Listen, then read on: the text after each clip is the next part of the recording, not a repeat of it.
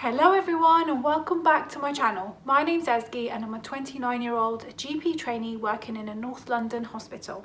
If you're new to my channel, then please subscribe and join the team. Don't forget to follow me on my Instagram, which is the Junior Doc. And also, if you do like this video, please give it a thumbs up so that I know you guys have enjoyed it. So today I'm going to address a question that I have been getting a lot since I've announced on Instagram and YouTube that I am going to go into GP training after my F2 years. So just a little bit of a summary for those who don't know. Once you graduate from medical school, you do F1 and F2 in the UK. These are called foundation training years 1 and 2. And it's basically a start-up and to get you into the world of medicine and equip you with everything that you should know before you go into specialty training. So when I got to my F2, I had made the decision that I want to go into GP training. And there's lots of reasons I wanted to do this. So for me, the pros were that I had patient continuity. It was very frustrating for me in hospital to see a patient and then not be able to see them the next day, or clerk a patient in A&E and then not be able to follow up what happened to them on the ward. But when I did my GP placement in F2, I really enjoyed the fact that the patient came to see me, I was able to prescribe something or send them away with some advice, and they would come back and tell me what's changed, what's happened, and then we would sort of work things out from there. And not only was it nice just to see that patient again, but it was also really helpful for my own learning. The second and most important thing that most people choose GP for is the fact that it's very flexible. Particularly once you've finished the training and you work as a GP, you can choose the amount of sessions that you do. So when we say sessions, that means a morning clinic from about 8 to 11 will be one session. So you can choose how many sessions you want to do a week, how many hours you want to do, how many days you want to work. And so it's very flexible. And for that reason, many people choose to go into it, particularly those who are planning on families and that sort of stuff.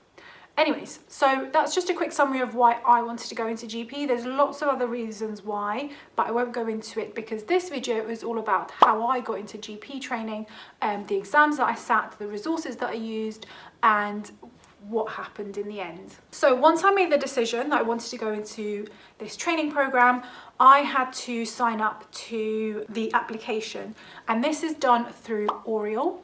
So some of you may already remember this from when we were applying for foundation programs. So Oriel is the sort of national website that we use to apply for training programs. This year's training program application starts from the 7th of November to the 28th of November, and that usually changes every year, but it's roughly sort of those dates every year.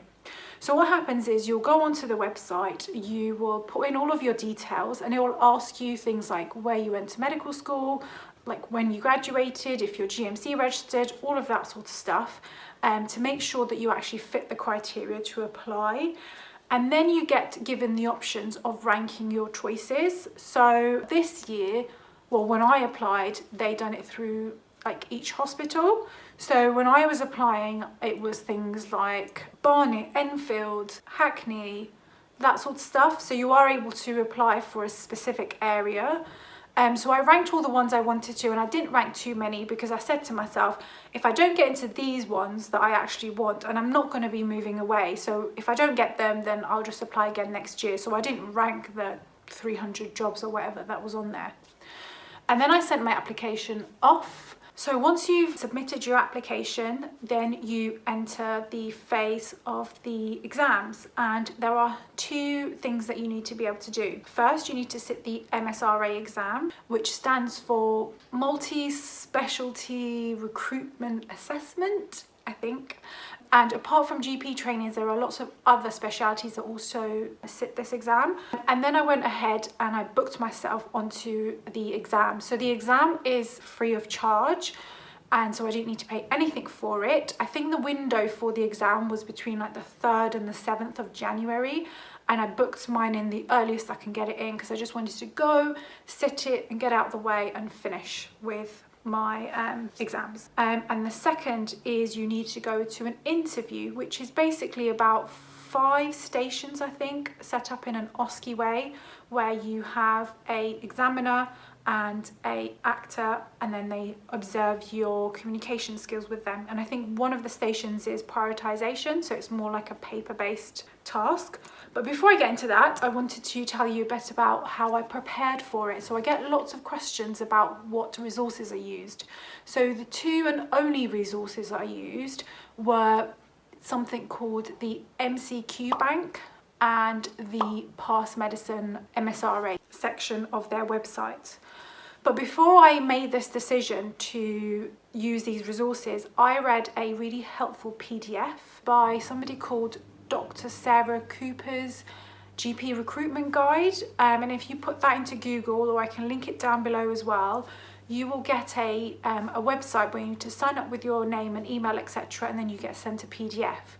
And in this PDF is the GP recruitment sort of process, all the things that you need to know, some useful advice from previous people who have applied and how they've been successful. So it was a useful guide to just read to get my head around, you know, what I was going to do. Like I said, I use the MCQ bank and Passmed, and I have a tip for you in regards to revising the sections from these exams.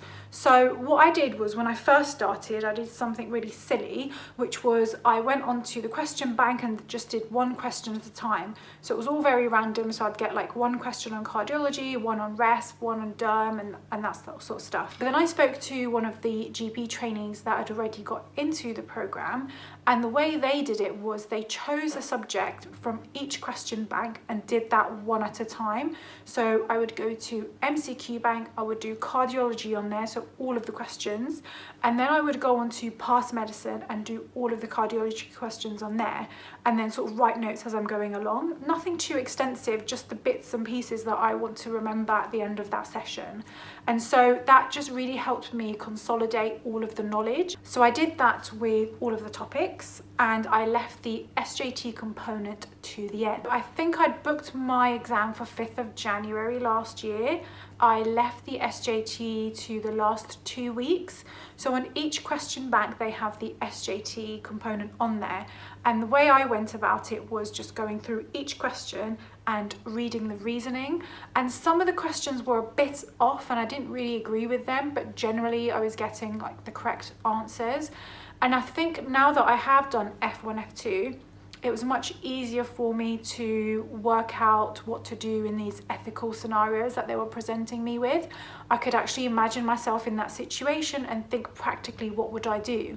So it was much easier this time round than it was when I did it in final year for my foundation year application. The MSRA exam is based on a computer. And if you remember from when you did the UK CAT, or even when you did your theory test for your driver's license, it's in the same test centre.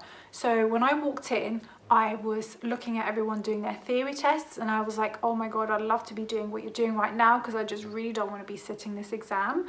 They give you headphones so you're not distracted by everyone coming in and out.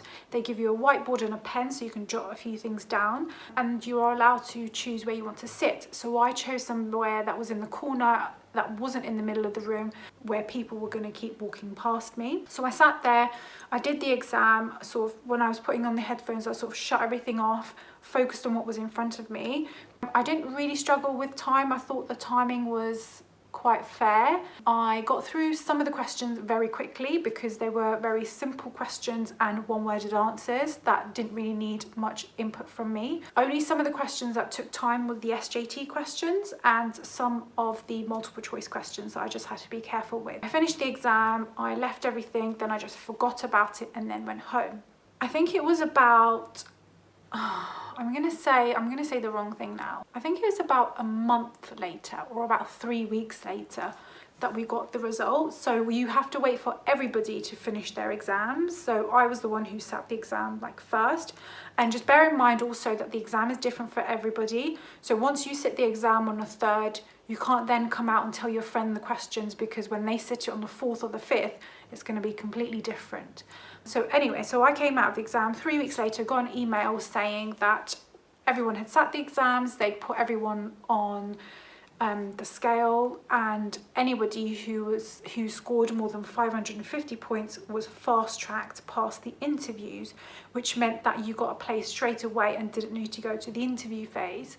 And I was very lucky that I was one of those people. I think I ended up scoring really well in a couple of the bits, like in particular, and so I was just completely fast-tracked, and it was such a sigh of relief that I didn't need to then continue on and prepare for the interviews. But I had quite a few friends who had to do the interviews. So just to give you an idea, apparently 25% of the people get over 550. I'm not sure if that's true. And anybody that gets less than that is invited to go to the interview. But if you get a really, really low score, I think you're just not allowed to proceed at all. So you just have to try again next year.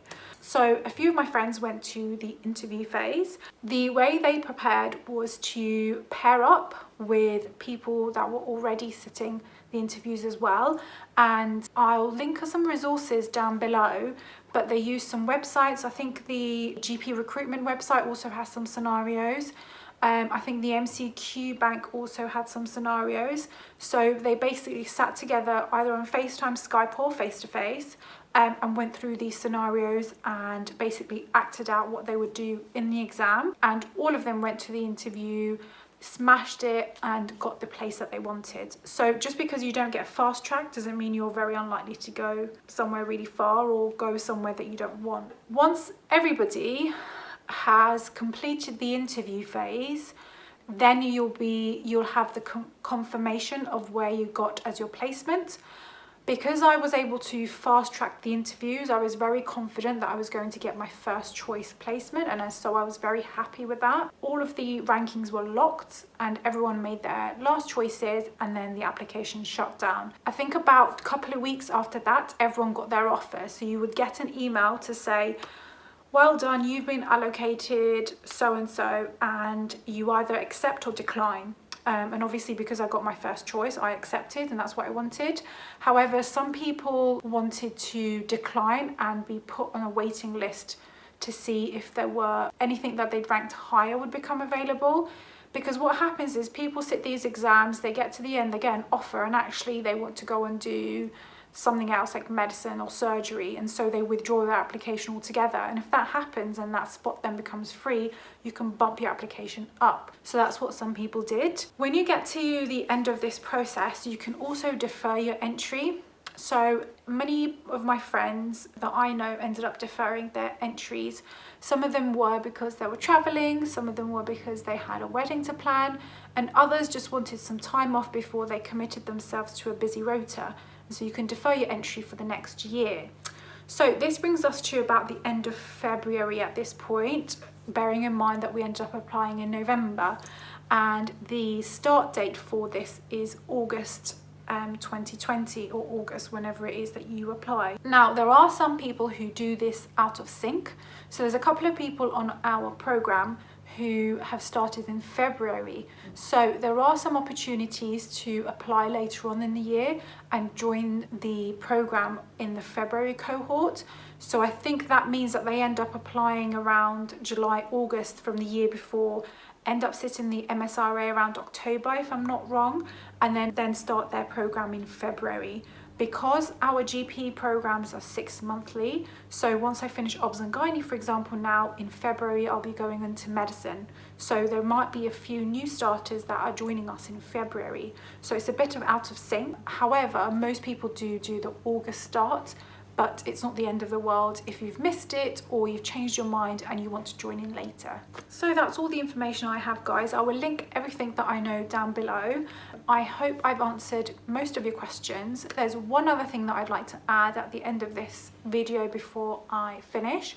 I know that there are a lot of international medical graduates who are also interested in coming to the UK to be a GP. I will give you a story of one of my colleagues who did that and her outcome, but like I said, I don't know very much about the process, so please don't ask me any more questions. So to the best of my knowledge, if you are an international medical graduate who comes to the UK, does all their exams and gets their GMC license, can apply for the GP training program. However, the UK residents and that are also UK graduates are given priority over these jobs. So what one of my colleagues ended up doing is she ended up doing the MSRA and the interview. However, she had to wait for everybody to have their offers, see what was left, and then was put into a place. And I think it ended up being her 20th choice. But like I said, what happened was because loads of people withdrew their applications because they no longer wanted to go ahead with the program, she then got bumped up to her 7th choice. So despite you being left behind and given the last choice options because the UK residents are given priority, it doesn't mean that you'll be left with a crappy job, if that's what makes sense. So yeah, that's all the information I have for you today. Thank you so much for watching. Please give this video a thumbs up because it really helps me to grow. And if you have any further questions, then pop them in the comments below and I'll try my very best to answer them for you. See you in my next video. Bye.